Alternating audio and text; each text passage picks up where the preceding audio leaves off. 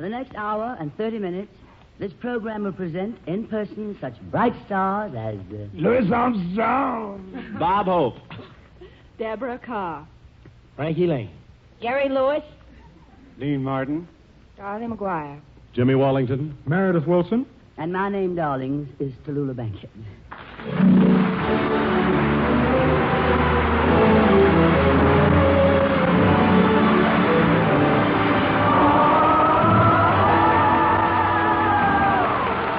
The National Broadcasting Company presents The Big Show.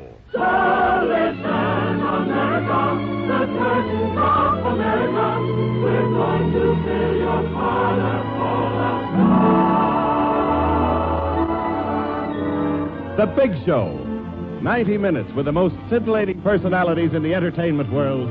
Brought to you this Sunday and every Sunday at the same time as the Sunday feature of NBC's All-Star Festival.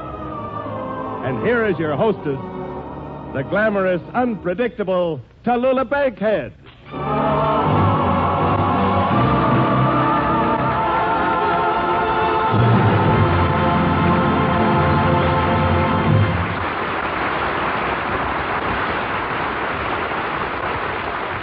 Well, darlings, here we are with the big show this week in Los Angeles. Los Angeles, the city of the angels. Or is it Los Angeles? The city of the angles. Well, to be safe, I'll call it L.A. Lousy with actors. How did a whip get in there? And what a plane trip from New York, darlings. We worried all the way. When we left New York, we were worried about the weather because all we could see was rain. When we got to Chicago, we worried because all we could see was snow. But when we got to lovely California, we stopped worrying because we couldn't see the weather at all. Smog, you know. Of course, you know what smog is, don't you? Well, Bob Hope.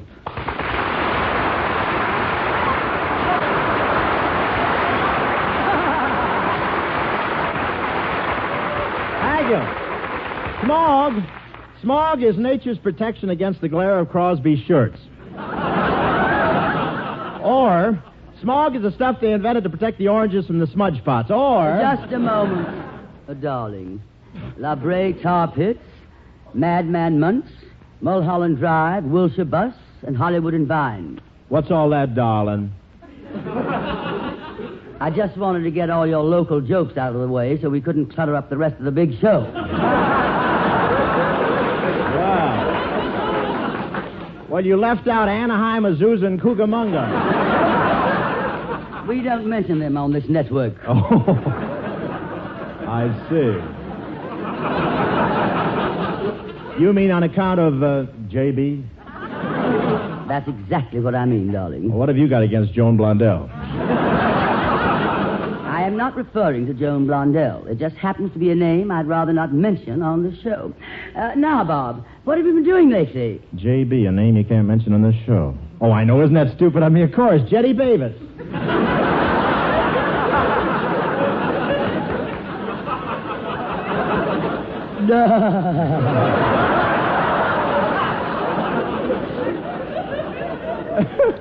Boar.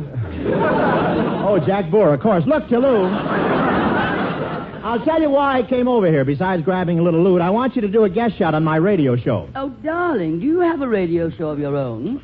Who's the mistress of ceremonies on your show?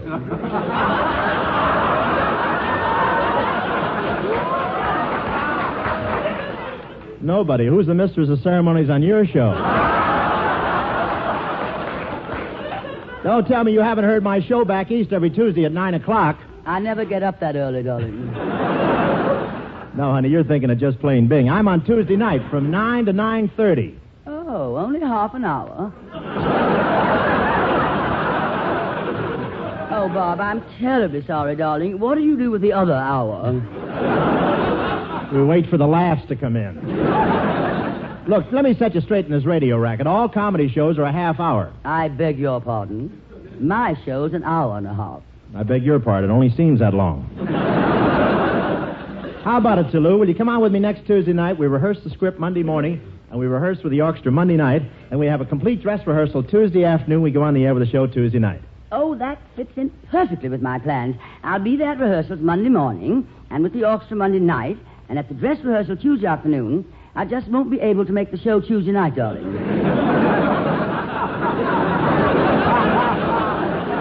Will that be all right, Bob? Oh, that sounds reasonable. Of course, if you can't be on the show, I'll only pay you half the salary. Oh, I don't think that's fair. After all, I am coming to 3 rehearsals, and just because I miss one show, which only takes a half an hour. Skip it, kid. Skip it. With the money I'm paying you, I can get Jetty Bavis not to come on the show. But, darling, it's not my fault. You would have to pick a Tuesday this week. I'm free Monday and Wednesday. How did you happen to pick Tuesday right in the middle? Oh, just lucky, I guess. Look, Look, Alabama, let's level here. Are you coming on the show Tuesday or not? But, Bob, if I'm going on your show, what do you want me to do on it? Well, you'll do what all my guests do. But I never had 4 sons. Well, what can you do?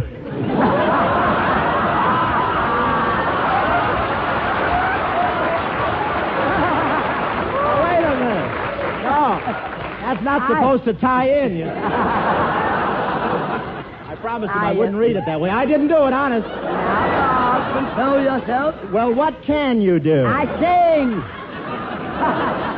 It's just as funny the second time. Let's go, Toulouse. They're giving us the finger. Go ahead. What, I mean the wind-up, you know, the thing. But, of course, I'll have to bring my own accompanist. What'd you say? I said, of course, I'll have to I bring haven't my got own that. Where's accompanist. that? Oh, okay, who is he? Well, he just happens to be Meredith Wilson and his 47-piece orchestra and chorus. I can't sing unless they accompany me. Oh, you have a special orchestra that plays flat? They do not. Now, you listen to Meredith Wilson and his big show orchestra and chorus in a brilliant rhythmic arrangement of Orange-Colored Sky.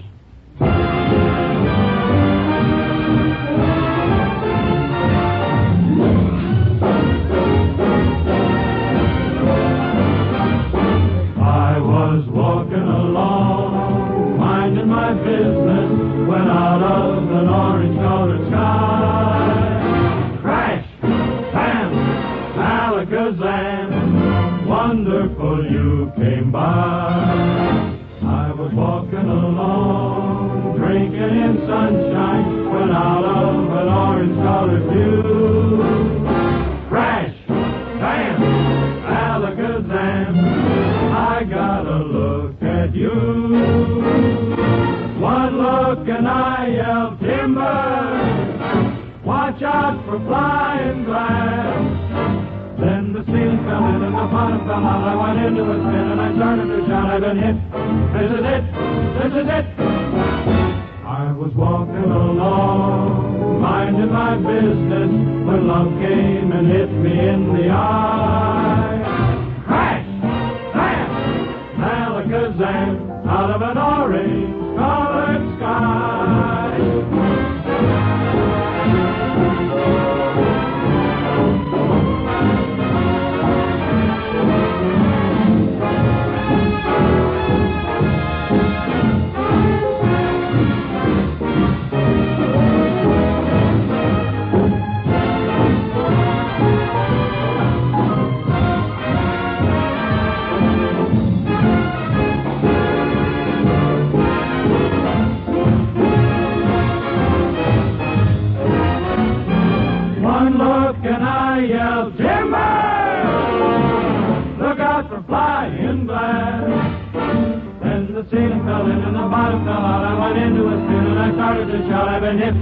This is it!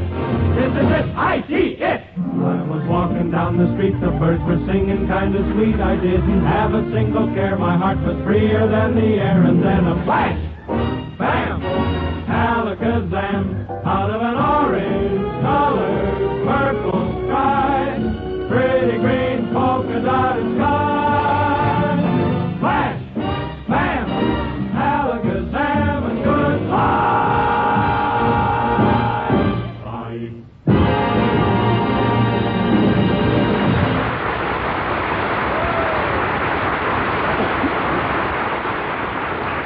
Well, Bob, That's the accompaniment I want to use when I sing on your program. You see, Meredith keeps me on key. Baby, your voice should be kept under lock and key.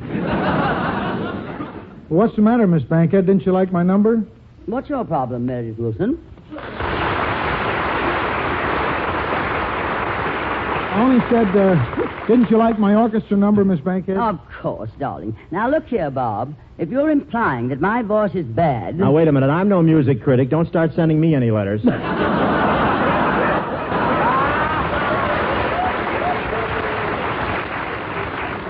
Personally, I'd rather write than be president. Well, Miss Bankhead... Wait, this is creeping up. Wait a minute. No. I wanted to say to Miss Bankhead, when I finish my number, you usually say that was delightful, Meredith, or charming. That was delightful, Meredith, or charming. Bob, if you want me on your show, I'm going to sing. And the song will be, Give my regards to Broadway, remember me to Herald Square. Tell all the gang on 42nd Street that I will soon be there. Hey, Rivet Voice, you're tearing up 42nd Street again. I could have played Give My Regards to Broadway if you'd asked me to, Miss Bankhead. I have it in all the keys you sing it in. That's A, B, C, D, E, F, and G. When she just sang it, it sounded more like H. Don't pay any attention to him, Meredith. Don't pay any attention to him, darling. How can I? I haven't even met him. Oh, I beg your pardon. Meredith, darling, this is Bob Hope. Bob, this is Meredith Wilson, darling. Glad to know you, darling. Gee, Mr. Hope. Mr. Hope, this is really a happy moment. For whom? I've always been one of your greatest admirers, Mr. Hope. I used to see all your pictures back in Mason City. I was born there, you know. That's my hometown, Mason City, Iowa. Meredith, you are not going to tell one of those repugnant stories about that obscure little hamlet of yours, are you? Oh, glad you asked me. Well, sir, Miss Bankhead, I used to see every one of Mr. Hope's pictures back in Mason City, Iowa. Well, I remember going to the movie one night, and I had to take standing room. I know, boy. My pictures sell out all over. No, it wasn't that. I had a sacroiliac. Had to stand up. Doc Frisbee, he's the druggist there. And, you think you can help that? Go ahead. I went there to the druggist, but he was closed up, so I went to the bicycle shop, and they taped me up with that black tape they put on bicycle handles. Well, they tape up seats with that stuff, too. Yeah, that's what they did. Well, sir, I stood up all through that picture, laughing and scratching. Look, Itchy, how much more is there to this nauseating affair? Well, that's about all there is, except that when they took that tape off, wow, I've still got the scars. Would you like to see him, Mr. Hope? No. I'll wait till they come to my neighborhood movie. Meredith, if you're quite finished with that black Hey, tape... look at the size of that orchestra. Hi, fellas. It's Bill Harris.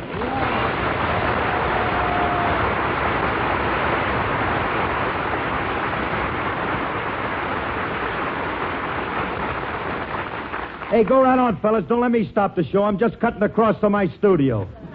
Hey, what a musical aggravation. Every musician I ever fired is in that orchestra.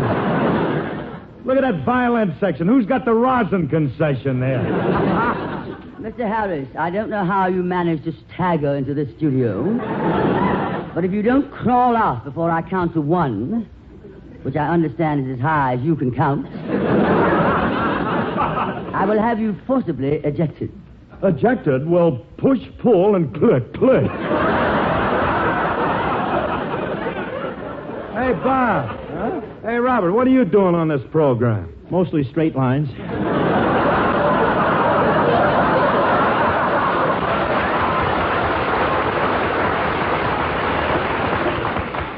Hey, Bob.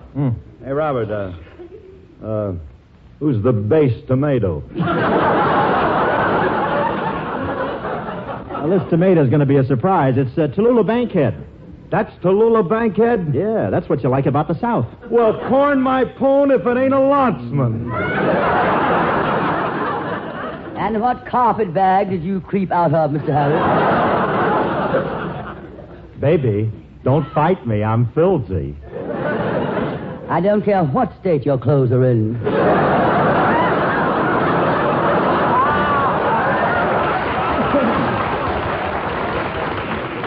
That thing you're wearing could stand a retread, too, girl. Well, the war between two states. You notice how cleverly they set this thing up so that every time I'm about to sit down, I have a line to speak? I have one to speak, yes, I do. Luckily, my bicycle seat is taped, and I can't sit down anyway. Hey, Meredith, I didn't see you. Hi, Phil. Well, old Meredith, you still playing that long hair stuff? Yep. You still playing that curly hair stuff? Sharp as a marble. By the way, Meredith, we were talking about you at the Musicians' Union the other night, and some of the boys think that you're kind of eccentric. They heard through the Hollywood and grapevine that you read music. Now, I'm a committee of one to find out, are you now or have you ever been a reader of music? Well, yeah, I read music. Don't you? Oh, once in a while when I'm sitting under the dryer. But it's the same old story, Meredith. Do, la, sol, fa, mi, re, no action. That kind of stuff went out with the 3 Bs, Bach, Beethoven, and Benny. How dare you, Mr. Harris? What do you got against Benny Goodman? He's the king. I might even say he's the thing. He's the what? Hey, don't tell me you ain't heard of the thing. Hey, local, this girl don't know about the thing. They know what it is. Well, I gotta go, kids. Hey, Robert, how about you and the missus and me and Alice stepping out tonight after the show? Oh, sure, Phil. By the way, how is Alice? Just left her a couple of minutes ago. She was in the pink. Well, have her slip into some clothes and we'll go out.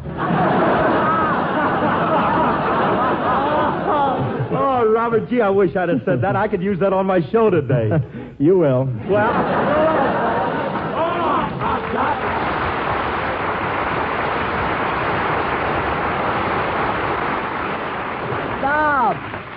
Bob, what was that thing? It's not that thing, it's the thing. It's a piece of music that can only be written by a guy who can't read music. Meredith, have you heard of this thing, the thing? Oh, sure. It's one of those tunes that don't make any sense. You have to have them every once in a while.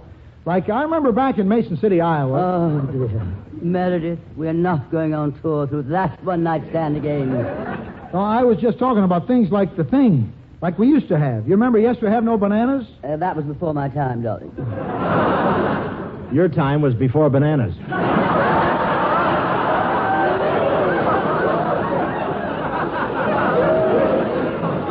I know everybody used to sing that song. I knew it so well that I could sing it backwards. That should be very interesting. Oh, it is. It goes, today bananas no have we, bananas no have we. Yes.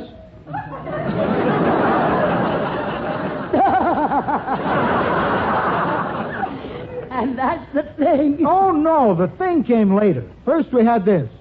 Yes,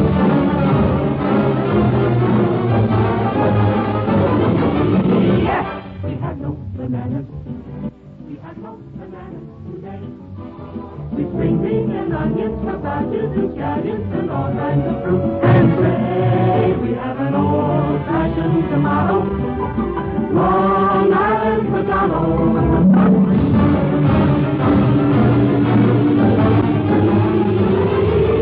Yes, we have no bananas. We have no bananas today.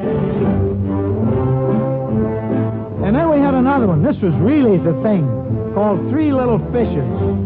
Down in America, in the itty-bitty pool, we with the fishies and the mama fishy too. Swim, get the mama fishy, swim if you can, and they swam on over the dam. Boop, boop, did 'em down the bottom. Shoo! Boop, boop, did 'em down the bottom. Shoo! Boop, boop, did 'em down the bottom. Shoo! And they swam all over the dam. And then came the Hot Sut song. Hot Sut. Hot Sut Raw. Hot Sut Rawson. Hot Tut-tut, Rawson on the railroad and the broadest too. Tut-tut, Rawson on the railroad and the broadest too.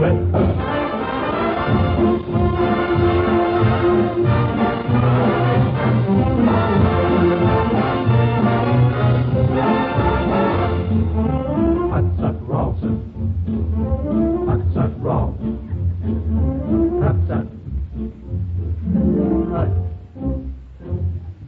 But what about the thing? Oh, we got that, too. Here, be my guest, Miss Bankhead. Here's a copy of the music. Just read that lyric. While I was walking down the beach one bright and sunny day, I saw a great big wooden box floating in the bay. I pulled it in and opened it up, and much to my surprise, I discovered her right before my eyes. Oh, I discovered it right before my eyes. I turned around and got right out a running for my life. And then I took it home with me to give it to my wife. But this is what she hollered at me as I walked in the door. Oh, get out of here with it, and don't come back no more. Oh, get out of here with it, and don't come back no more. The moral of the story is if you're out on the beach and you should see a great big box and it's within your reach, don't ever stop to open it up. That's my advice to you, 'cause you'll never get rid of it, no matter what you do. Oh, you'll never get rid of it, no matter what you do.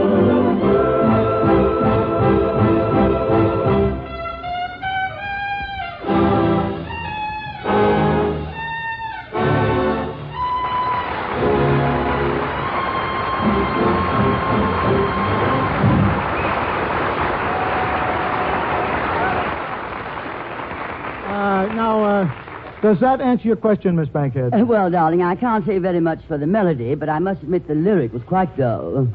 You know what I like, Meredith? That hot horn in your band. He plays a lot of trumpet. Why, that's Louis Armstrong.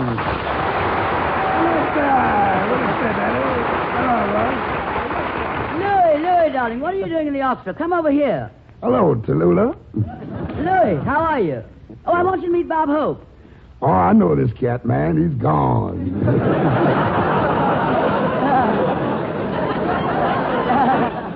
You said it, Louis. I've been gone for about 8 pages now. Tell me, L.A., you playing that trumpet around L.A.? No, B.H. I've been up in La Levy. Oh, Las Vegas, huh? Yeah, man. Well, how'd you make up there at LV, L.A.? Okay. Where'd you up there, B.H.? How'd you make out? P.U. What happened, B.H.? The roulette wheel. I went for a G. You see L.A.? Oh, yeah. Are you gentlemen making your initial appearance on radio? Louis, I was hoping you'd mention that article I wrote about you for Flair magazine. Did you see it? Oh, I did, Tallulah, and I thought it was very... Louis, we went over that word 100 times. Yeah. I told you it was erudite. Yeah, oh, I think that's the word. Thanks, Louis. It's sweet of you to say that. Bob? Did you read the article I wrote on Louis Armstrong? Yes, and I thought it was Airwick. Yeah, that's the word. You're just joking, I know. Oh, Louis, you are my favorite musician. Thank you, Tallulah. And, Bob, you're my favorite comedian. Thanks to Lou. Well... Hasn't one of you gallant gentlemen anything to add? Oh, sure. May I return the compliment to Lou and say that Louis is my favorite musician? And thanks, Bob, and you're my favorite comedian, too. Boys, shall we go around once more? Oh, sure. To Lou, I'm your favorite comedian. And I'm your favorite musician.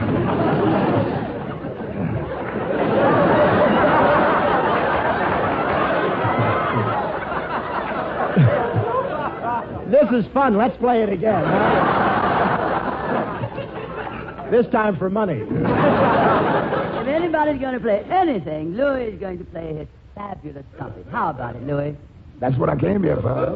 Ladies and gentlemen, a real treat. Louis Armstrong with Meredith Wilson's orchestra in Phil Moore's brilliant arrangement of a song I know you all want to hear, Ain't Misbehaving.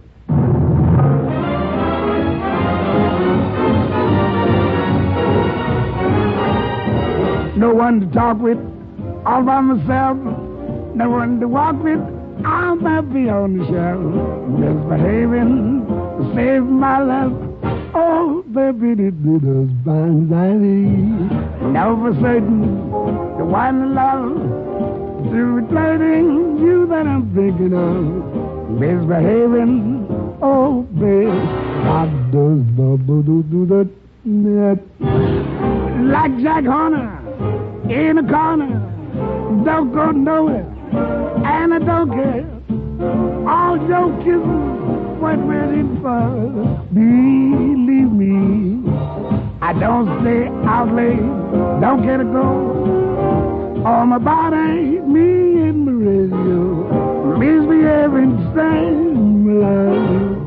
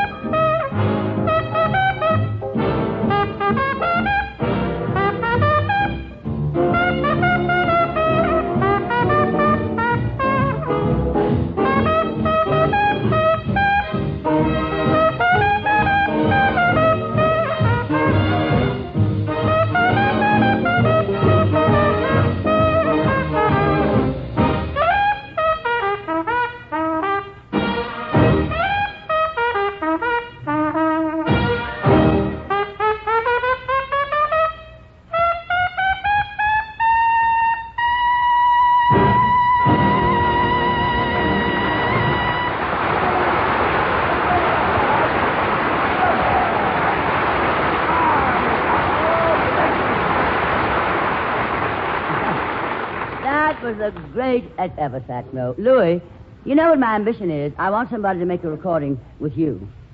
Someday. Read it wrong. All right. Press on, darling. Well, I want someday to make a recording with you, Louis. Well, whatever you got against me, too, Louis. Now, just a minute, Armstrong. I sing, you know.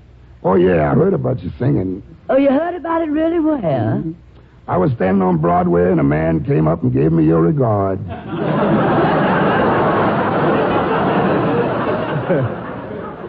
Must have been one of those Herald Squares. Look, Toulouse.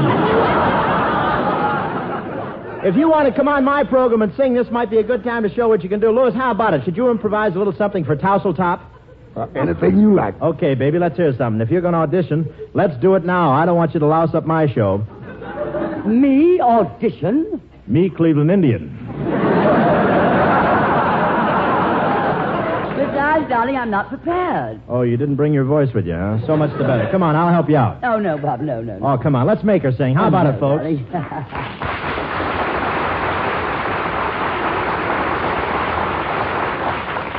Well, if nobody wants to listen to her, I... Now, just a censored minute, Hope. If they want to hear me sing, I'll sing. And we leave it to the audience whether I sing on your show or not. Okay, anyone else? Last chance, sedatives, sleeping pills, revolvers. Yes, ma'am, we have earplugs. No, madam, only 2 to a customer. What do you mean you need 3? Louis, you'll need a couple of those earplugs. Better lay a couple of those earplugs on me, too, Daddy. Well, I'm certainly not going to listen to this by myself. Give me a couple, too. Okay, Louis, let's hear it. I'll start you off, Toulouse. This is a lot of fun, darlings, but I have to ring my chimes. This is NBC, the National Broadcasting My Company. melancholy, babe. And we're off the air, yes. Well, let's go.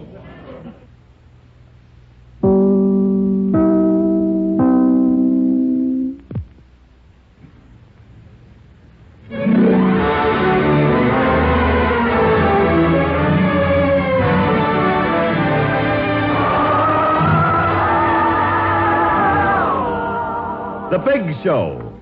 This is the National Broadcasting Company's Sunday extravaganza with the most scintillating personalities in show business. The Big Show, the Sunday night feature of NBC's All-Star Festival, is brought to you by your local Ford dealer, who is now displaying the new 1951 Ford, the car that's built for the years ahead, by RCA Victor, world leader in radio, first in recorded music, first in television, by Chesterfield, the only cigarette that combines mildness with no unpleasant aftertaste, the cigarette that brings you Bing Crosby and Bob Hope, and by the makers of Anacin for fast relief from pain of headache, neuritis, and neuralgia. The big stars on this program are Louis Armstrong, Bob Hope, Deborah Carr, Frankie Lane, Jerry Lewis, Dean Martin, Dorothy McGuire, Meredith Wilson and his Big Show Orchestra and Chorus, and every week your hostess, the glamorous, unpredictable Tallulah Bankhead.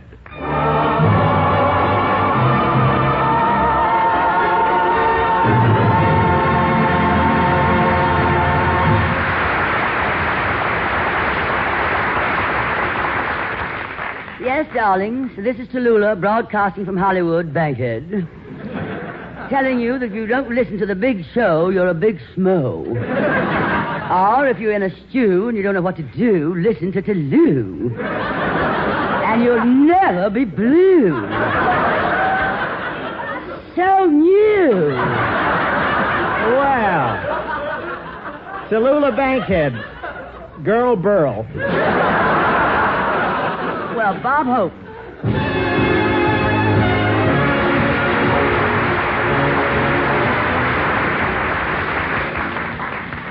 Thank you, Tallulah. I'm happy to be here with you on your second Hollywood version of The Big Show. Oh, it's nice having you, darling. Nice to catch you on the ground for a change. Yes. I have been traveling a lot lately, but I've got to stop it. I have so many labels on my trunks, the laundry won't take them anymore.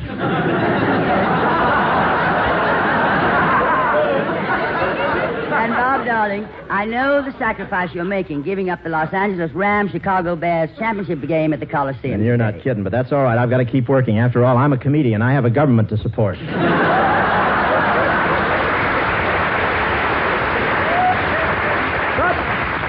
But it's nice being here with you, Tallulah, during the Yuletide season. Of course, whenever I think of Christmas, I think of my old folks back home. Take it, Iowa. You know, the Christmas season brings out the sentiment in a body. Yes, sir. I'm the kind of guy who does a lot of traveling, but I'm like anybody else. No matter where you go, you never get very far away from that old hometown. And I was reared in Cleveland. I can remember way back to the time I was a baby. I was born in a poor family. My mother couldn't even afford talcum powder. She used to turn my little body over and sprinkle it with Dutch cleanser.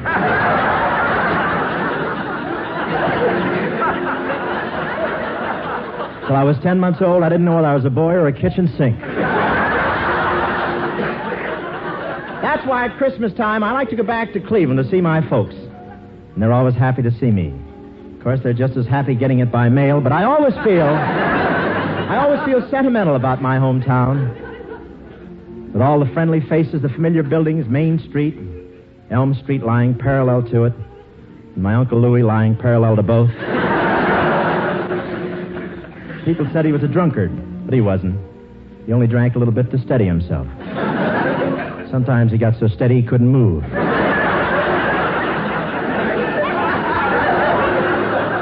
My family were very poor, and we lived in a little shack, just 2 rooms and a path.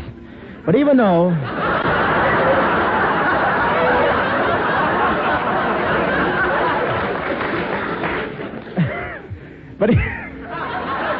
Couldn't hear it, huh? But even though we were poverty-stricken, I was even sophisticated as a baby.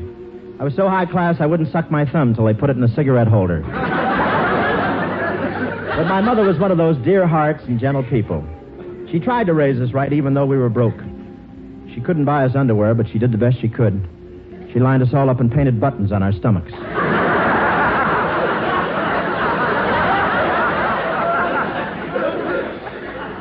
She couldn't even afford to buy me a haircut. My hair was so long till I was 19 years old I thought I was a St. Bernard. I found out I wasn't just in time.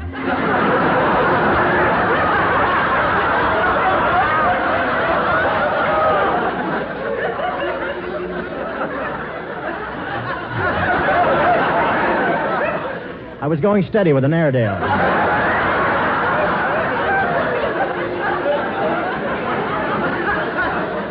But what a picture comes to mind when I think of the old hometown. Old Pappy Walker sitting in front of the general store, carving a sailboat in a bottle. I wonder if he ever got out of the bottle when the sailboat was finished. And then there was Miss Drainafor, my old teacher. I can still see her sitting in the classroom, an old lady just knitting. She was knitting an old man. On a vacation, Miss Drainafor used to go to the big city and burn the candle at both ends. For weeks after, she couldn't put on a hat or sit down.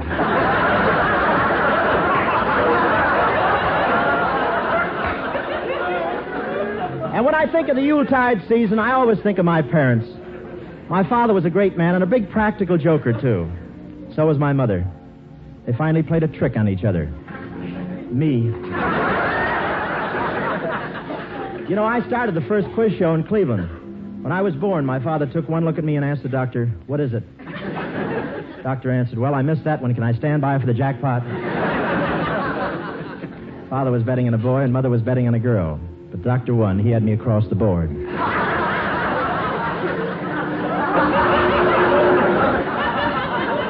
But we were a proud family, people of the soil. We'd been farmers for generations, and everything we did was connected with the soil.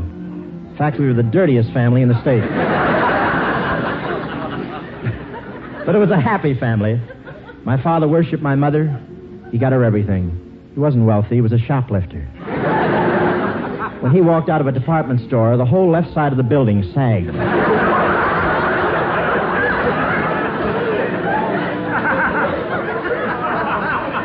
Like all families, we were hit by the Depression. My father was hurt in the crash of 29. The runway at Minsky's collapsed on his head.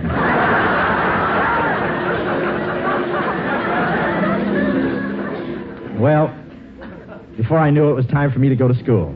I was enrolled in a finishing school for backward children. And I did very well. I started in the 8th grade, and in no time at all, I was back in kindergarten. It was in the 3rd grade that I first fell in love. I know it sounds kind of silly to be in love with the 3rd grade, but don't forget, I was 38 years old. And I'll never forget the first time I kissed my little girlfriend. She was wearing braces, and I was wearing braces. And when we kissed, our braces locked. After that, we went everywhere together. Then came graduation time, with all the kids in their caps and gowns. I caused quite a sensation. My gown was strapless. And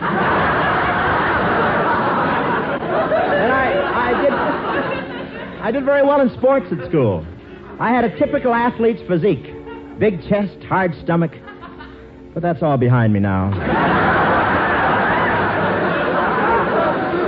But I used to play football when I was in school. It was part of the cure. And all of the fans around Cleveland knew my name. It was painted on my bucket. I had a very peculiar nickname. They called me Neckline Hope. I was always plunging down the middle, but never really showed anything.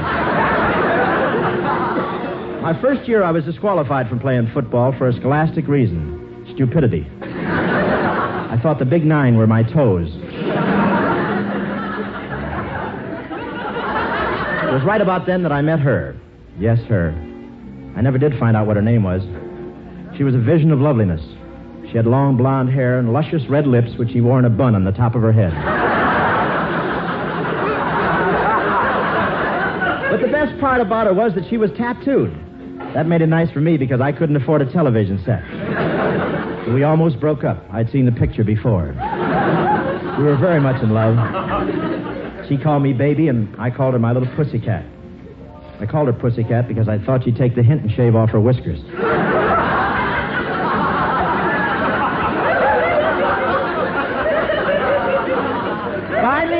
Finally came the day of our wedding. She was a sentimental girl, so she got married in her grandmother's dress. She looked lovely, but her poor grandmother almost froze to death. It was a lovely ceremony, except for the kiss. My nose created a suction, and we had to be separated with a razor blade.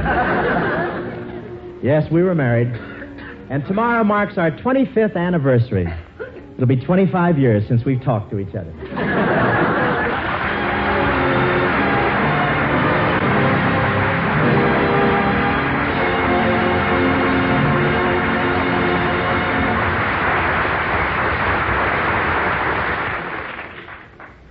Ladies and gentlemen, The new 1951 Ford, the car that progressive planning designed, engineered, and made come true, is at your Ford dealers now. And everything about it tells you that here is a quality car, a fine car that's built for the years ahead. When you examine the 1951 Ford, for example, take a good long look at its luxury lounge interior. You will find styling, fine coachwork, color-harmonized Ford-Craft fabrics that are years ahead in beauty. When you drive the new Ford, notice how the automatic ride control literally adjusts the ride to the road and makes the roughest bumps easy on you, easy on the car itself. And there's more, much, much more. In all, there are 43 new look-ahead features, each designed to give you added value for the long years to come. Yes, indeed. When you see the 1951 Ford, when you drive it, you'll agree it's the finest Ford ever produced.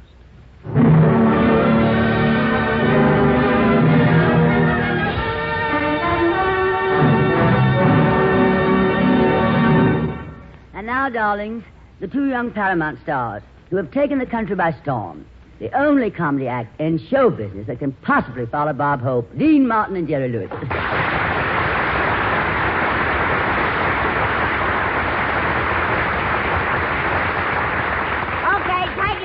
That's very sweetie. It's a Lulabunkus. We're very happy. Very happy to be here. You've been on for over a half hour already. Wash up, get your money, and get out of here. Leave your Social Security number. We'll take over now. Here we are on the big show. You know this is the day. Hey. And I would never. Hey, Jerry, are you crazy? What's wrong with you? You got to conduct yourself like a gentleman on the big show. Now, don't louse me up here like you do everywhere else. Aren't you happy to be on the big show? Ask me no questions. I'll tell you no lies. I don't like her. You don't like Miss Bankhead? Young man. Dean, she's going to hit me.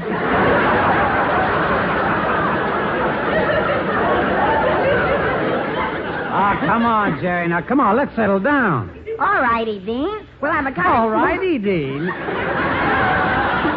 Because you said, let's settle down. We'll have a cottage small by a waterfall with roses rambling round the door and the patter of little feet across the floor. Yeah, mice. Oh, but Dean, I don't like it here. Come on, let's go back to the marble tournament. I'll treat. I got 2 Aggies. No, Jerry, you don't understand. Miss Bankhead was complimenting us by saying we were the only act who could follow Bob Hope. Oh, she compliments. Everyone else she insults. I told you she don't like us. Ah, but Jerry, darling. I did not come here not to be insulted. Well, Jerry, if you won't listen to reason, I'm going to call on your partner, Dean Martin, to sing. Well, I'll be glad to, Miss Bankhead. Ladies and gentlemen, Dean Martin will sing. Dean, she's going to introduce you for all these years. For all... Oh. My tongue got in the way of my eye tooth. I couldn't see what I was saying. Yeah. She's going to introduce you. For all these years, we have been partners, and now you are going to let her introduce you. What are you doing to me? Miss Bankhead, would you mind if Mr. Lewis introduced me awfully? As I'm sure only he can. All right, Mr. Lewis, we'll introduce the song. What are you going to sing, Dean? Levian Rose. You may introduce him, Jerry. Thank you, Mr. Martin. I want to introduce Levian Rose. Levian Rose is my partner, Mr. Martin. But this is a very beautiful Levian Rose, arranged and conducted. I should say conducted by Meredith Wilson. This is arranged by our own wonderful conductor, Mr. Dick Stabile. Dean Martin sings Levian Rose, and this is swell.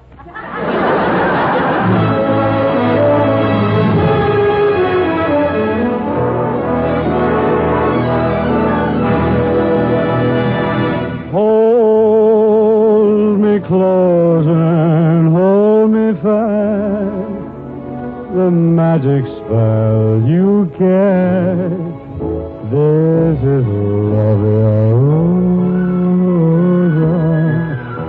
when you kiss me, heaven sighs, and though I close my eyes, I see love your rose. When you press me to your heart, I'm in a world apart. Oh, world is blue. And when sing from above. Everyday words seem to turn into love songs. Give your heart and soul to me, and life will always be love your own. And when you speak, angels sing from above. Everyday words seem to turn into love songs. Give your heart and soul to me, and life will always be love your own.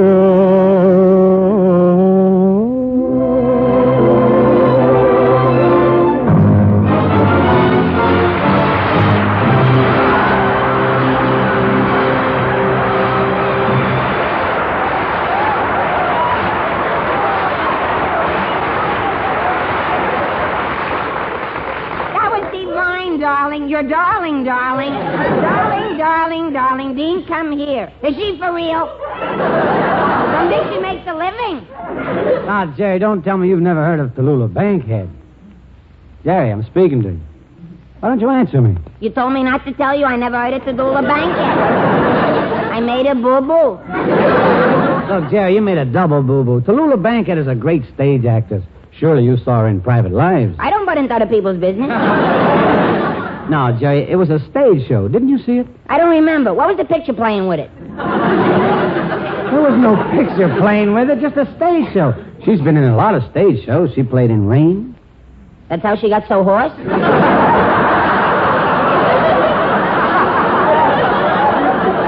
Ah, come on now, Jerry. Haven't you heard of Tallulah Bankhead and the Little Foxes? Oh, she's an animal trainer. No. Tallulah Bankhead in Skin of Our Teeth. Skin of Our Teeth? Oh, come now, Basil. This has gone far enough. Far enough, do you hear? Do you hear me? Do you hear me? I said far enough, do you hear? Dean, are you listening? Jerry, you don't seem to get the idea. Now, I remember taking you to a play once. I even remember you stopped into the lobby and you got yourself a glass of orangeade. Oh, yeah. I remember the orangeade, and the girl with a flashlight told us we could sit down on the seats and be comfortable while we were drinking the orangeade. And a fella came out and sang something about an enchanted evening, and a girl washed her hair, and a bunch of sailors were running after some dames, and a girl was saying, happy talky, talky, happy talk. What you have to go through just to drink a lousy glass of orangeade.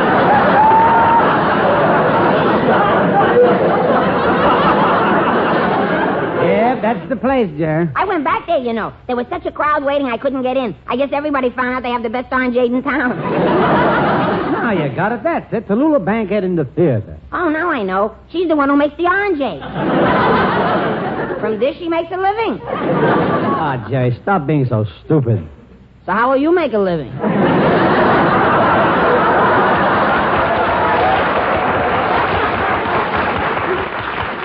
You know, this is tougher than I thought it was going to be.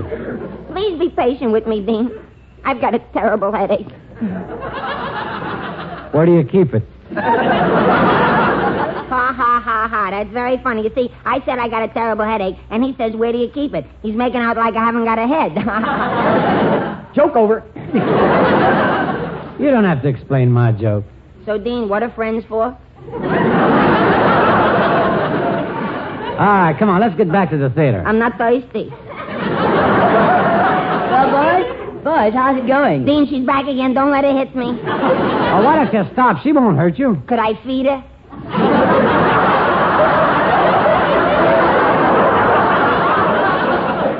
She's very friendly. Could I scratch her behind the ear? Dean, tell me, is he for real? I often wonder. I want to apologize, Miss Bankhead. I shouldn't have been so fresh. Dean told me all about your sickness. Does it hurt much? Does what hurt much? The skin of your teeth.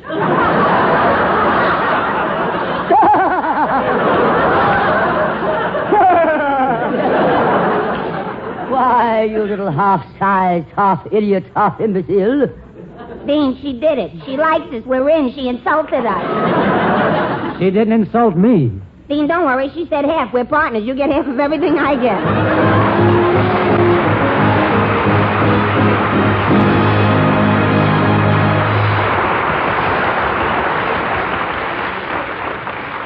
Say, Bob Hope, what's all this I hear about giving Crosby for Christmas? Well, Bing's Papa Santa Claus this year, you know, and a Chesterfield Christmas carton. Bob, it's a very nice gift.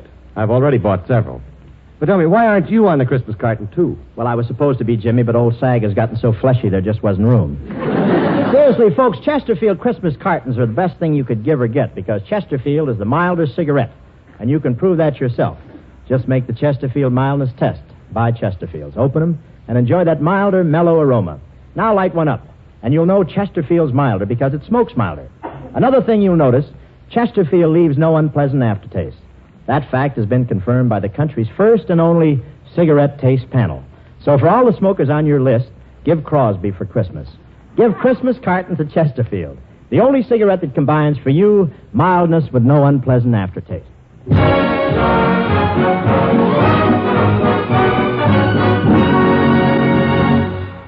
Tallulah, Yes, Dean, what is it, darling? my partner Jerry and I were thinking... That's very funny. Let's get on with the rest of the show. Wait a minute, missus. He didn't tell you yet. So what are you laughing for? Dean Martin has something to tell you, and he is my friend, and I would gladly die for him. Would I not, Dean Martin, die for you?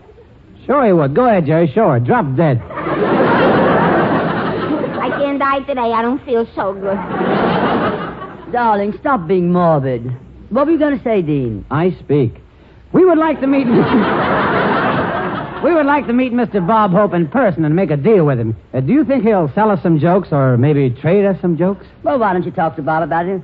Come on, Bob, darling. Here, the boys want to do some business with you. You know Mr. Martin. Oh, sure. Hi, Tony. And Mr. Lewis.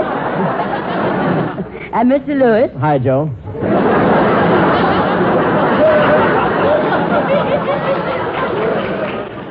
Hi, Mort. Time out, conference. Dean, you think he really doesn't know us, or is he making a joke? Making a joke.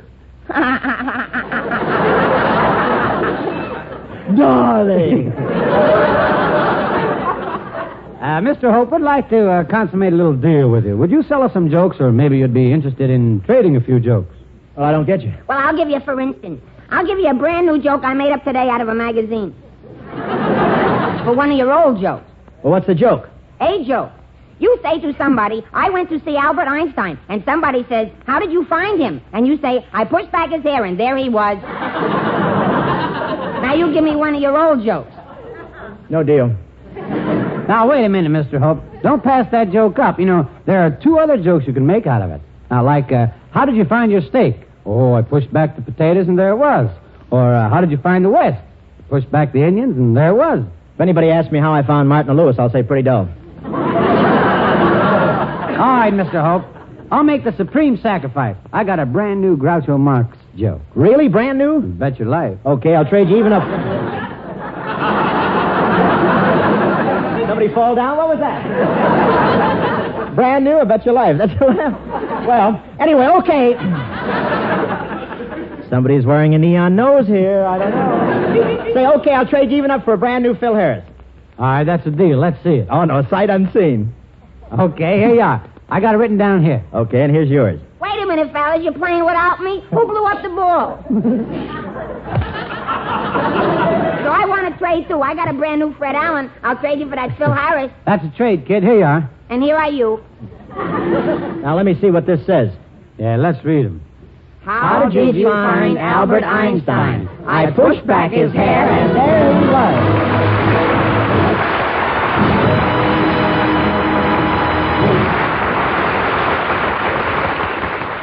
Here's a word from RCA Victor. Only 6 shopping days left till Christmas. But that's not bothering America's snappiest families. They need only 1 day to select the greatest family gift in history.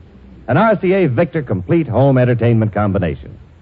They're pooling their dreams and their money to buy the gift that keeps on giving and giving and giving. Giving not just to one, but to all. Giving not just a day, but every hour, every day, every year.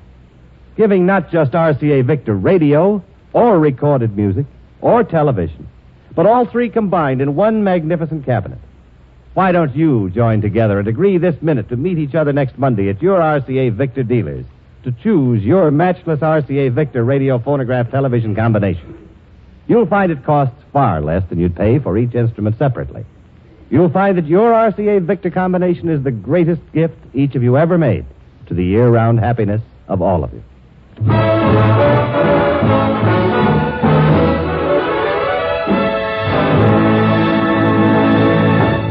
Darlings, prepare for some excitement. Appearing with us in a few minutes will be two glamorous movie stars, members of the Actors Company, Deborah Carr and Dorothy McGuire. Deborah Carr can currently be seen with Stuart Granger and Richard Carlson in Metro-Goldwyn-Mayer's Technicolor production, King Solomon's Mines. Oh, and yes, don't think I'm forgetting another star on our show, Frankie Lane. It's just that I have a little funny way of my own to introduce them. Hey, joke. Tallulah, how will you find Deborah Carr? Dorothy McGuire and Frankie Lane. And I say, I'll just push back my chimes, and there they'll be. This is NBC, the National Broadcasting Company.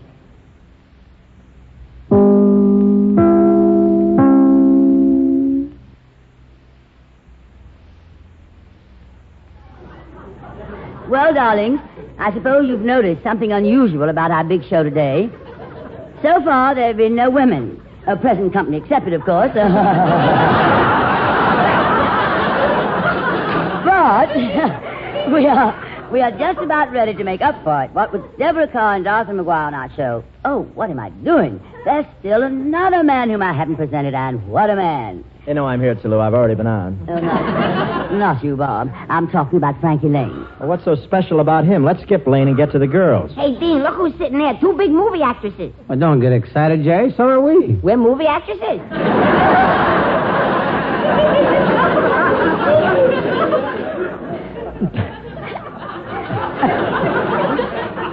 Are you through, crew? Say, don't crowd, fellas. There's enough here for everybody. Thank you, darling. And one left over for somebody. 2 girls and 3 boys. It don't come out even, so I'll choose first. No, you hold it, Jerry. I'll take Deborah Carr. Now it's 1 girl and 2 boys. Eeny, meeny, miny, mire. I will choose Dorothy McGuire. Okay, Dorothy? Dean, I don't think she likes me. Don't be silly, Jerry. Of course she does. I think you're a handsome, intelligent, attractive young man. I think you're real nice. So if you like me, you take me out. I'll tell you what, Germ. You and I'll take Deborah. Oh, yummy. I'll take Dorothy McGuire. Okay, fellas, we're all set to take the girls out after the show. Pass the sen-sen. Now, just wait a minute. I've been standing here listening to this juvenile Casanovian drivel with ill-concealed contempt, using this show to divide up 2 lovely ladies. It is as disgusting a display of ill manners and bad taste as I have ever seen. Hello, Miss Bankhead. Frankie Lane does.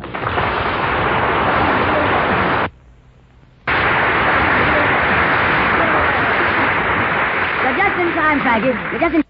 Okay, fellas, we're all set to take the girls out after the show. Pass the sen-sen. Now, just wait a minute. I've been standing here listening to this juvenile Casanovian drivel with ill-concealed contempt, using this show to divide up 2 lovely ladies. It is as disgusting a display of ill manners and bad taste as I have ever seen. Hello, Miss Bankhead. Frankie Lane does.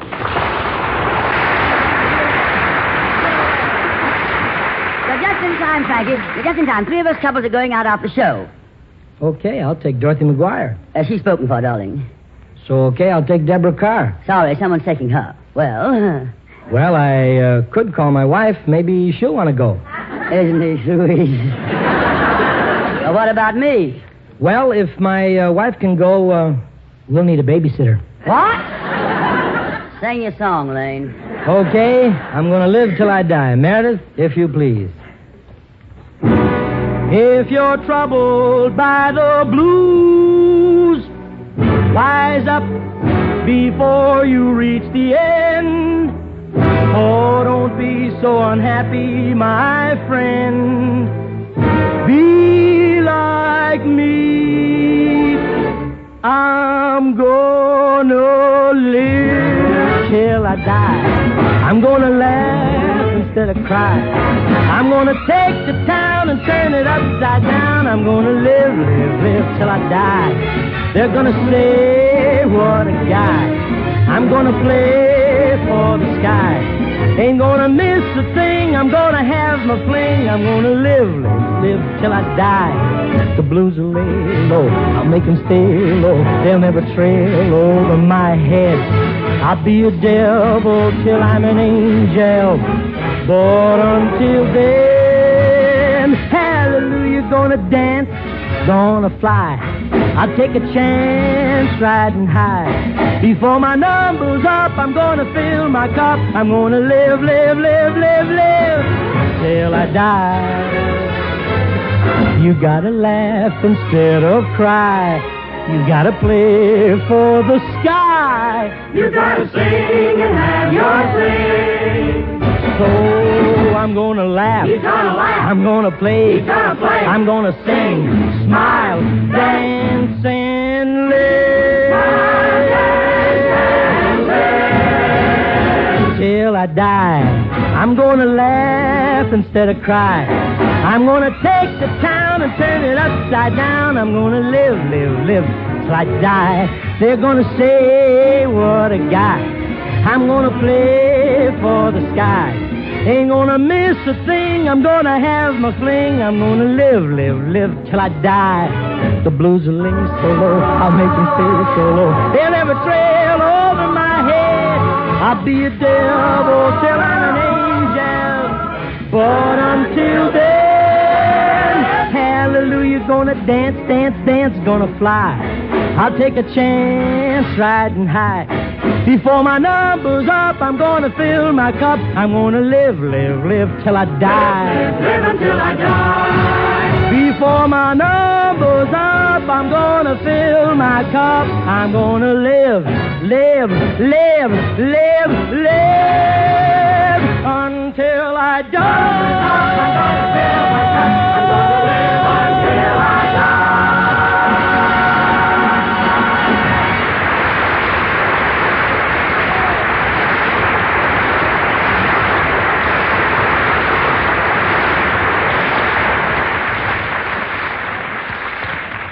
Here is something you should know if you ever suffer from the sudden pain of headaches, neuritis, or neuralgia. It's a way to ease the pain, often within a few minutes. A way that is incredibly fast and effective. It's Anacin. Anacin is like a doctor's prescription. That is, Anacin contains not just one, but a combination of medically proven active ingredients in easy-to-take tablet form. Thousands of people were first introduced to Anacin through their own physicians or dentists. But today these tablets are in such widespread use that all drug counters have them, and anyone may enjoy their benefits. Next time you suffer from the pains of a headache, neuritis, or neuralgia, by all means try Anacin. You'll like the convenience of Anacin tablets, and you'll be delighted with Anacin's incredibly fast action. Anacin. Anacin. Ask for Anacin by name today at your druggist.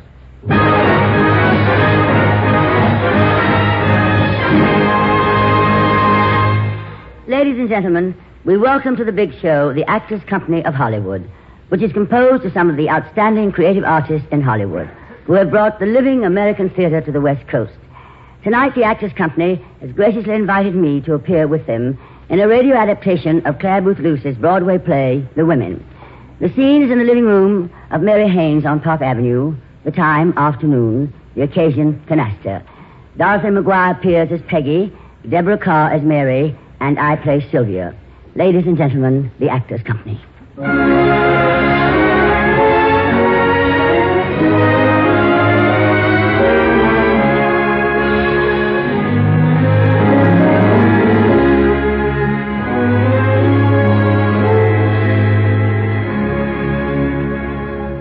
Excuse me, Sylvia. I think I'd better join the others. I haven't seen Mary's children yet. They're just back from the park. Wait, Peggy. I've got something to tell you. I'll burst if I have to wait. Oh, I knew you had something. I'm not sure you should tell me, Sylvia. Now, don't be stupid, Peggy. Stephen Haynes is two-timing Mary. He's playing around. He's got a girl. Oh, I don't believe it. Is it true? Wait till you hear. Now, you know I go to Michael's for my hair. You ought to go, Pet. I despise whatever does yours. Well, that's the most wonderful new manicurist there. Aren't my nails divine? Look, dear, a jungle red. Go on, Sylvia. What are you trying to say? Well, now, this manicurist is marvelous. Was doing my nails. and I was looking through Vogue. You know, the one with Mary in the Beaux-Arts ball costume. Oh, yes, she wore a white and powdered wig, and she looked lovely. Yes. Well, now, this manicurist, Mrs. Fowler, she said. Is that the Mrs. Haynes who was so awfully rich? And what difference does it make to her? Oh, I forget what she said next. You know how these creatures are. Babble, babble, babble, babble, babble, babble. Never let it for a moment. When suddenly she said, I know Mr. Haynes' girlfriend. Oh, how could you listen to her? Listen to her, my dear. How do you suppose I felt?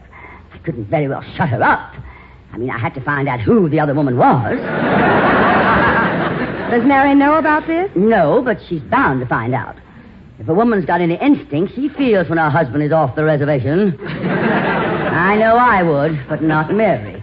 If only there was some way to warn her. Sylvia, you're not going to tell her. Why, certainly not, my dear. But I'd die before I'd be the one to hurt her like that. Couldn't someone shut that manicurist up? A good story like that? A lot these girls care whose lives they ruin. Dirty, isn't it? Foul.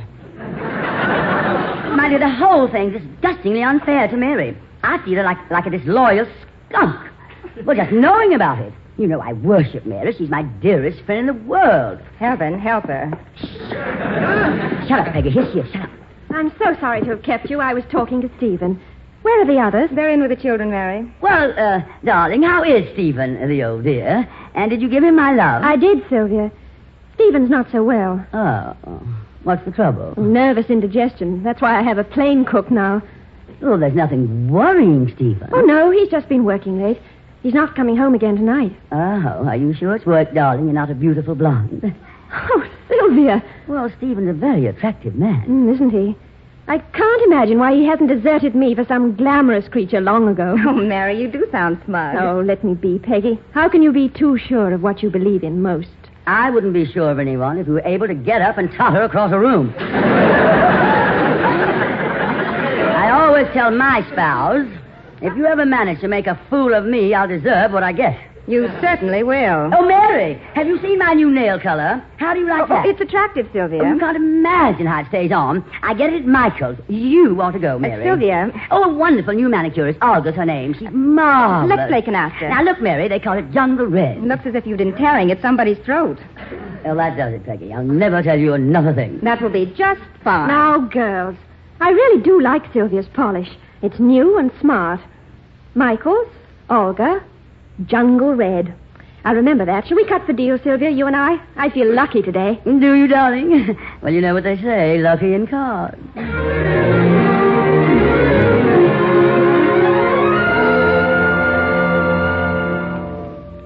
Michael's, Olga, jungle red. Yes, I went to Michael's, and I had my nails done by Olga. And I had my world destroyed, too. I found out what my friends already knew. Stephen had another woman, Crystal Allen. The place they send wives with shattered worlds is called Reno. It wasn't long before we were there. Oh, yes, Peggy and Sylvia had to go, too. Divorce seemed to be catching. Well, Sylvia. What are you doing in Reno, Peggy? I couldn't resist the slot machines. I can imagine. Well, relax, darling. You'll get a better break from those one-armed bandits than you got from dear husband John. And I suppose you came here for the rodeo? Don't be crude, dear. What if he does look a little bent when he's not on his horse? He's the best I could find in this town. At least I'm not going to sit around and mope like Mary. Now, don't start anything, Sylvia. This is Mary's last night. She gets a decree tomorrow. I'm praying she'll get a call from New York tonight. You mean Mary would take Stephen back? Well, why not? Why not? You think I wouldn't take John back? That is, if we hadn't feuded so terribly over money. Oh, stop sniveling. You and Mary had no pride. I'd roast on a spit before I'd take Howard Fowler back. Kicking me out like that after all I sacrificed. You did? What did you do? I gave him my youth. But I got paid plenty. The skunk. Oh, Sylvia, why do you hate Mary so? I don't hate her. It's just that she was always so smug about her husband and her happiness. Now she's down like all the rest of us. Yes, Sylvia. I'm down now. We're all in the soup together. By the way, here's a letter that came for you. Oh, thanks. Haven't heard from Stephen, I suppose. No. It's too late for that, I'm afraid. Oh, well, sweetheart, he's hardly worth a broken heart. The less you have to say about me and Stephen, the better I like it. Well, I'm only trying to cheer you up. That's more than you do for me. I'm doing enough just being pleasant to you.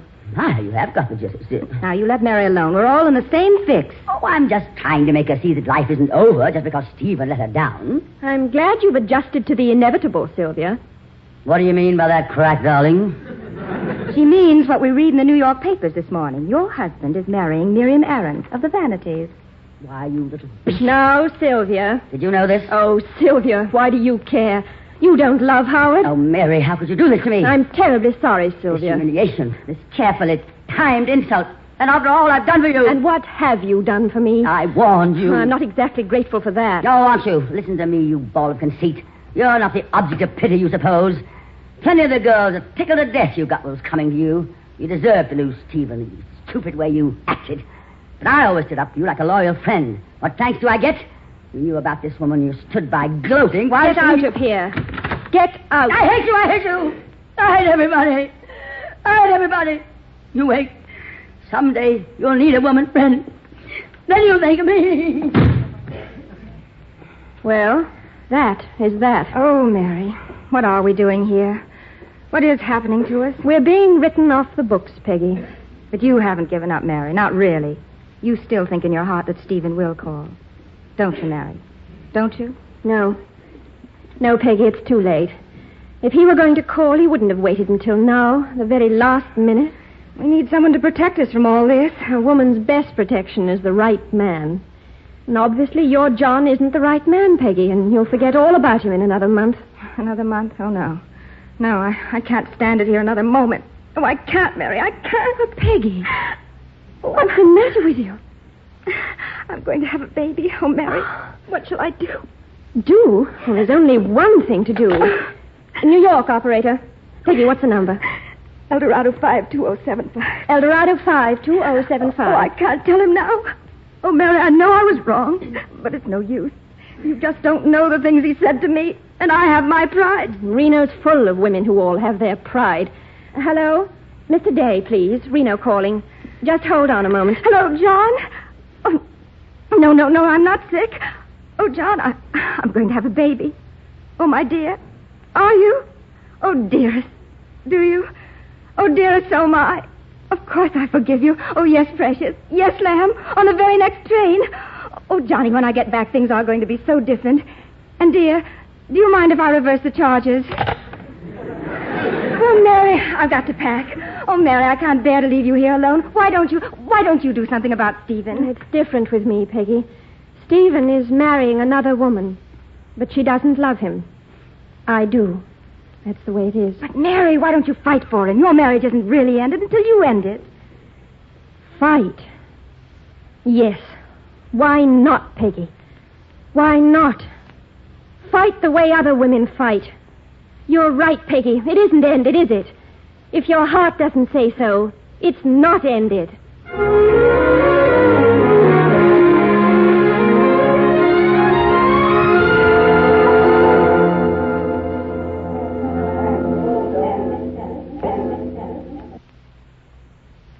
This powder room looks like ladies' night at Madison Square Garden. Here, Peggy, try my lipstick. I can't bear that shade you're using. Thanks, Sylvia. What do you think of the party? Gruesome. I hate this club. You know, Mary is here tonight. Yes, I saw her. First time she's been out in a year. Why, do you suppose? She's here because Stephen is here and his new wife. Well, why should Mary be here? Because Stephen's here. Don't tell me she's still in that punching. Well, why not? Now, look here, Sylvia. You knew that crystal creature, didn't you? I met her. What makes you think Mary thinks she has a chance? I've got a hunch you could tell her that. Maybe I could. Oh, what do you mean? That Stephen of hers is a Puritan. Bless his little Plymouth Rock soul. My psychoanalyst tells me that men of his generation were brought up to believe that wives who carry keys to other apartments are strictly for burning. What are you talking about? Well, I shouldn't be talking about it at all. But I will tell you this. I visited this crystal a month ago, and while she was bathing, I rummaged around and came across a key. A little gold key. A key to what? To an apartment where the new Mrs. Stephen Haynes still sees an old boyfriend, Jim Winston. Sylvia, you've got to tell Mary. Tell Mary what, girls? Oh, Mary, you're looking ravishing. this your first night out since Reno? Yes, darling. I'm a recluse. Stay home and brood. Mary, you've been sitting out there in that club all night with Jim Winston. I've seen how he is. Intoxicated as usual, I'll bet. Yes, Sylvia. Find out anything, darling? Plenty. I think he's the secret in Crystal's life. Aha, so you have been digging. Well, I hope you know what you're talking about, dearie. Yes, I know what I'm talking about, Sylvia. I know all about Crystal and Jim Winston, and Jim Winston is just waiting for me to cue him so that he can tell Stephen everything about his precious new wife. Good girl. Yes, Jim Winston thinks I'm a very much abused gal. His Western chivalry is about to light up like a crepe Suzette.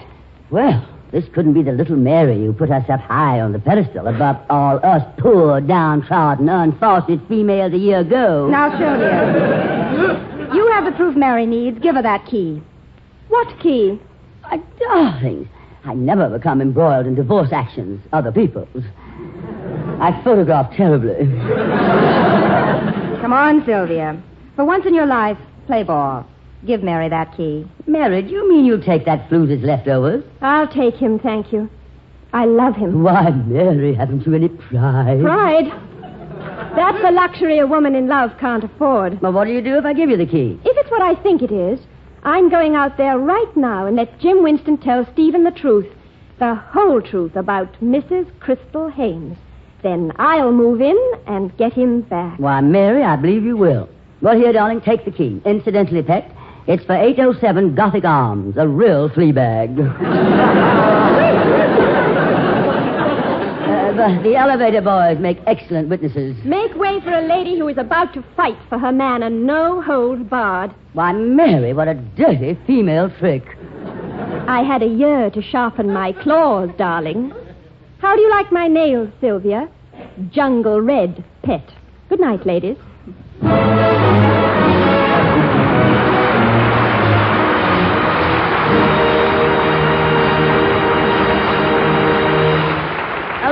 Deborah Darcy, don't go away, darling. I want to have some girl talk with you in just a moment. Right now, a man named Bing Crosby wants to say something. By the way, Bing, did you happen to catch Bob Hope's program?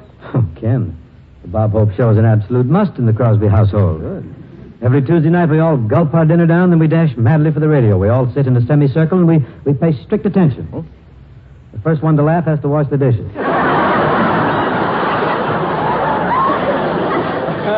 You make a regular game out of it. Yeah. Oh, then you heard Bob mention the new Chesterfield poster, the one that shows him holding up the new Chesterfield Christmas carton? Oh, indeed I did. I heard him plug my Santa Claus likeness on the carton, too. You know, Bing, you make a very convincing Papa Santa Claus. Well, I've had a modicum of practice, shall we say. Anyway, it's a wonderful gift for just about everyone you want to get a gift for. Chesterfield, Chesterfield, always wins first place. That milder, mild tobacco never leaves an aftertaste. So open a pack, give 'em a smell. Then you smoke 'em. This Christmas, give Chesterfield Christmas cartons with Bing as Papa Santa Claus.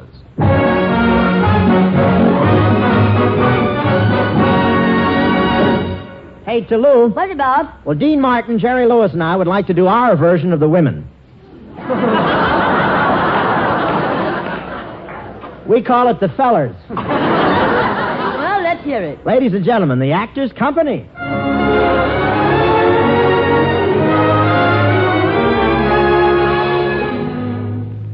Sydney. What is it, Marvin? I love your drapes. Thank goodness someone noticed them. I've been wearing them for 3 weeks, and my wife never said a word. Before we were married, she noticed everything I wore. You know how we met. I was a car hop at a drive-in. Oh, I remember when you worked there. You sure could fill a pair of tight slacks. And then some. Thank you, Marvin. I remember when you were thin, too. Say, speaking of blubber, have you seen Piggy lately? Not so loud. He's in the next room fixing his face. Fixing his face? How did he manage to do that? It's so hard to get parts these days. Geez, here he comes now. Get a load of that hair, will you? Hair? I thought it was a helmet. Oh, hello. Hello, Piggy. Say, I like your hair. You mean it? You like this color? Jungle red. Oh, yes, it goes so well with your eyes. Oh, that's because he cries so much. No woman is worth it, Piggy. There are other fish in the sea. I don't like like fish. I like women. Look, what are you worried about, Pig? After your wife gets a divorce, you'll find somebody else. There are 2 million women in New York. Yeah, but they don't want to get married. How do you know? I asked them. Don't cry, Piggy. I want my wife. I miss my poopsie. So go on home to your poopsie. Go ahead. I can't. Why not? She hits me. Besides, I overheard my caddy telling the masseur that Poopsie is going out with Fred. That's a lie. Fred is going out with Miriam. But what about Velma? Velma broke off with Fred when she saw him with Isabel.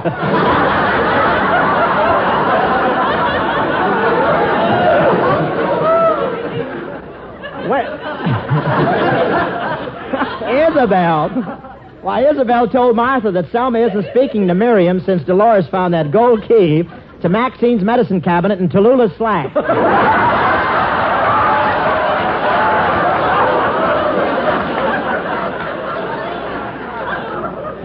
Would you mind repeating the question? I don't carry tales. And I don't know about you guys, but I'm going out and paint the town red. Jungle red, of course. How about it, Marvin? Want to come along with me? Yeah, I'd love to, Sidney, but my little 6-year-old niece has come to visit me. Piggy, will you look after Marvin's niece? Me? But your niece is a stranger to me. Marvin, what is your niece? A boy or a girl? Well, a girl. Does she hit? I don't like to be hit by a stranger. Oh, you'll get along fine with her. Come on, Sidney, let's go. Okay, see you later, Piggy. Now I gotta take care of a stranger. Oh, me. Oh, my. Golly gee. Here I sit all alone. Gee, I said I sit all alone and the telephone rang. Oh, it hurts me. Hello? Oh, Poopsie, am I glad you called. I'm in terrible trouble. You gotta take me back. I didn't want to tell you this before, but now you gotta take me back. You gotta. I'm expecting a little stranger.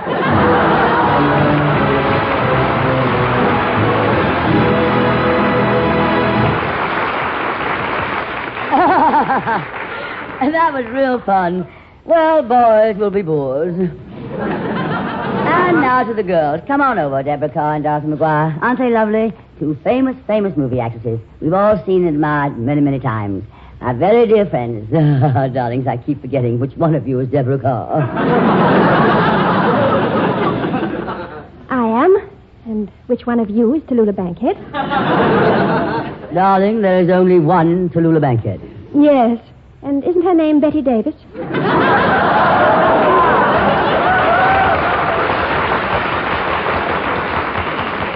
Isn't she sweet?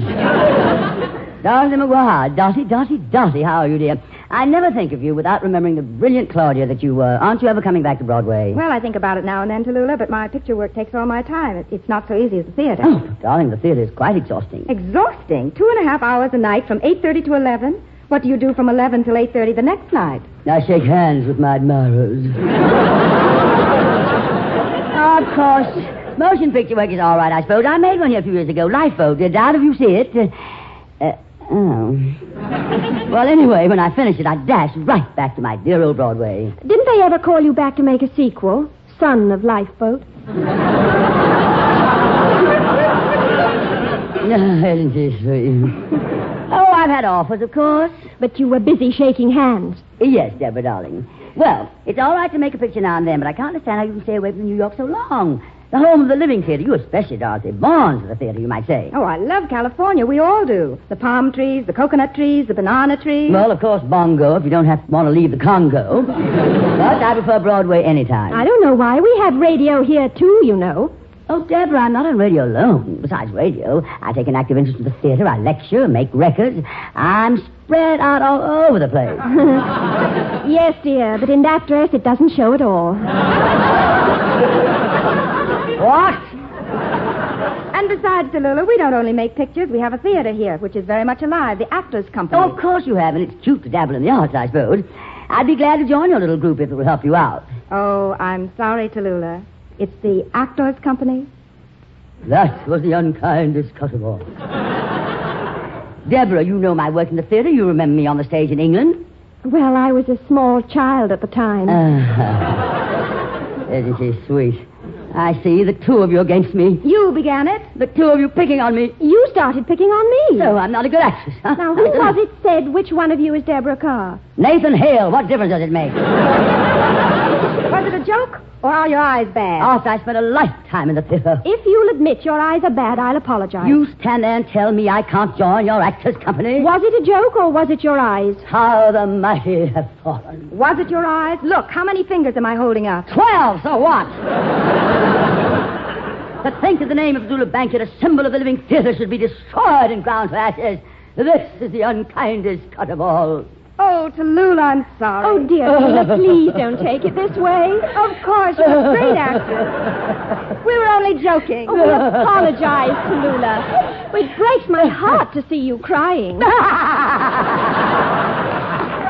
Actors' company, indeed.